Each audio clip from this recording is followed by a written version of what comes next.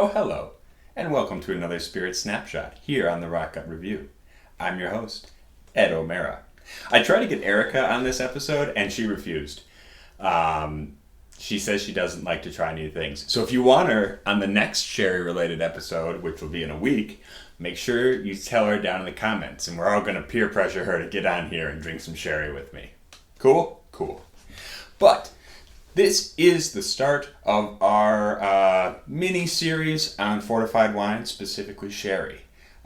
This was asked for by a couple people. I know Ben Eves has been hankering for it, so I got to make sure I shout him out. But we are starting out with Lustau, San Emilio Pedro Ximenez. Look at that little fella. Look at that. So what is sherry? Sherry, is a fortified wine, specifically from an area around a town called Jerez de la Frontera. Eddie, future Eddie, throw a map now.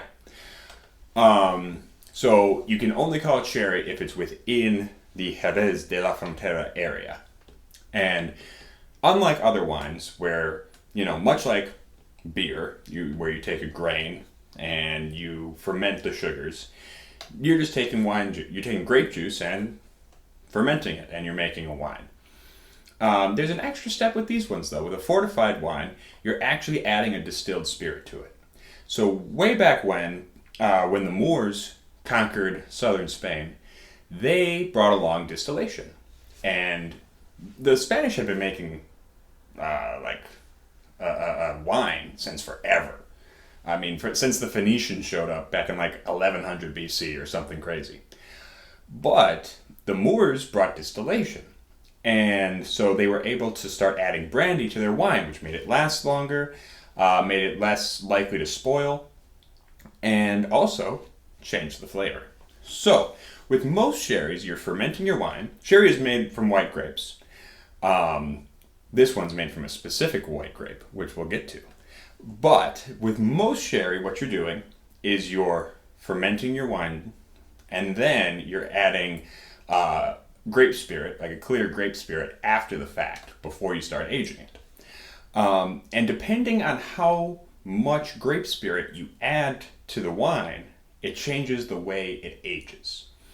Now, in this case, they did something a little bit different. This is Pedro Ximénez grapes. So the name comes from the variety of grape they use. So Pedro Ximénez grapes are very, very sweet. And they wanted to retain the sweetness for this particular bottle. And so what they did was, rather than add the spirit after fermentation, they added it in the middle. Lustau did, or I don't actually know if they source this or if Lustau makes this themselves. Because they do. Lustau does have a bunch of sherry from different bodegas. But you add the spirit in the middle, which kills the yeast and retains a bunch of that sugar. The yeast doesn't eat up all the sugar, so you have a bunch left over, leaving a much sweeter product. Now, other varieties of sherry, which we're going to get to, we're starting with the sweetest, which, I don't know, maybe wasn't the best idea. But other varieties of sherries, like Fino, Amontillado, Oloroso, stuff like that, they don't have that sugar left over from the fermentation.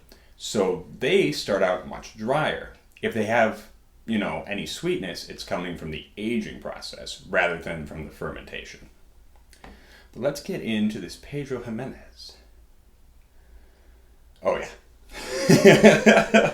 That is crazy sweet. You can smell it. That is really, really raisiny. The biggest thing about this is raisin. Oh my God. Whew. It's very specifically the little raisins that come in those little red boxes. I don't know what those are called, Sun-Maid or something like that. The little red boxes where they all got packed together, they all got jammed together in the box, and they all got, all the little syrupy, raisiny bits got rubbed off on the box, and the thing just smells super sweet and sticky. That's what this smells like. It smells like raisins and syrup. There's a touch of waxiness there, like a kind of almondy cashew kind of thing. But for the most part, that is just super, super, super sweet. Let's get a sip, eh?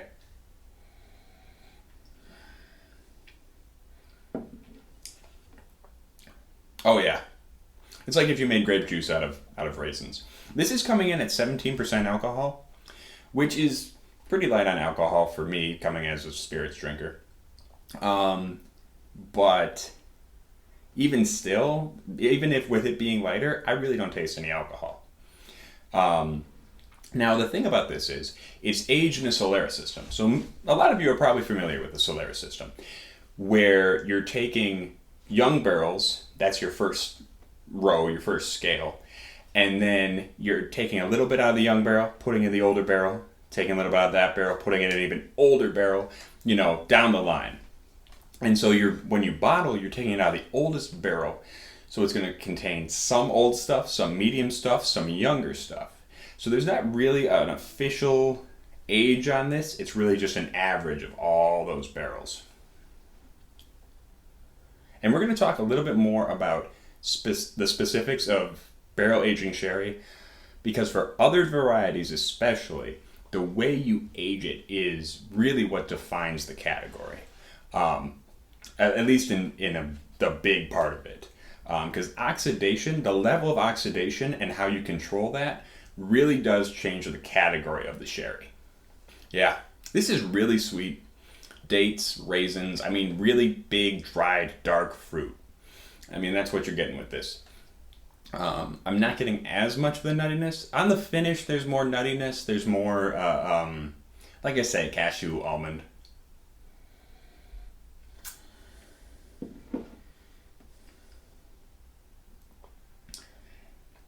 But yeah, dark sugar, really, really raisiny, really datey, figgy kind of thing. Fig Newtons, yeah, really, really sweet Fig Newtons, for sure. So this is going to be the sweetest of the bunch. Next, I think we're going to work our way down the line. We're probably going to do Oloroso next. So Oloroso and PX are the ones you see the most used for finishing whiskey. Now, the reason they did that was back in the day, after Sir Francis Drake stole a whole bunch of sherry from the Spanish, and the British got way into it. They got a hold of sherry and they thought it was the best thing ever. And so, because of that, they started buying up sherry barrels, just a ton of them. And back then, Scotch producers, Irish producers, whomever, they just used whatever barrels they had lying around to age their whiskey. So they were like, hey, we might as well use this sherry. Modern day, you're usually going to find Pedro Ximénez, Oloroso. Those are sweeter than the other types. So they're lending more of that big, strong fruitcake sulfur nose to your whiskeys. Unfortunately, the Spanish government no longer lets people ship sherry out of the country in barrels. You have to bottle it in Spain. Value-added economics. They don't want British people adding value to their product, and they can make a buck themselves. I don't know if there's an environmental concern too, but whatever. So now that's a part of the reason that you're not seeing as many like regular aged sherry barrels coming and making your scotch. That's why you're seeing a lot more sherry seasoned barrels, where they're just purposely putting sherry in the barrel for a little while and then shipping it off to make scotch. Or Irish, although the scotch market dominates right now. That's just how it is. So, that was our first sherry. I talked a lot on this video. When I started doing these spirit snapshots, I called them snapshots because I thought they were going to be short, quick little things. That's not happening. I am much too verbose for my own good. And I gotta edit these things, so that's a pain in the ass. Alright, but in the comments, tell me your favorite sherry. We'll see if we can't get that on here. We are gonna go through the line. We're gonna do some Amontillado, we're gonna do some Fino, we're gonna do some Manzanilla, and of course we're gonna hit the Oloroso. So stay tuned for that. And until next time, make sure you hit that subscribe button and stay rotten. Oh, and remind Erica to get on this show and come drink some sherry with me. We're going to broaden her horizons.